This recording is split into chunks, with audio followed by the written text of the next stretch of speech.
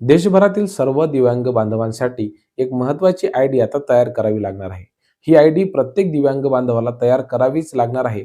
अन्यथा तुमच्या सगळ्या शासकीय सेवा ह्या थांबवण्यात येणार आहेत.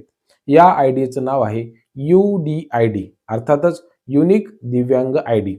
ही आयडी केंद्र शासनाने केलेल्या नियमानुसार आता सर्वांना बंधनकारक आहे.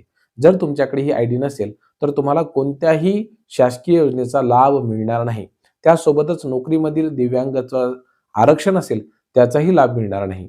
शासकीय प्रवासामधली सूट असेल ती सुद्धा मिळणार नाही. अगदी काय तर तुम्हाला कोणत्याच पद्धतीची सुविधा यानंतर मिळणार नाही जर तुमच्याकडे UDID नसेल.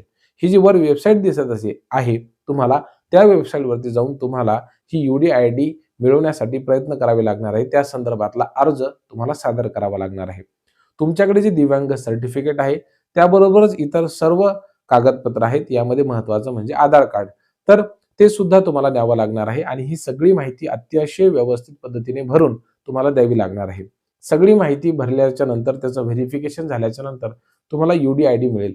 ही UDID यानंतर सगळ्या दिव्यांग बांधवांच्या सगळ्या शासकीय योजनांसाठी अतिशय महत्त्वाची असणार आहे.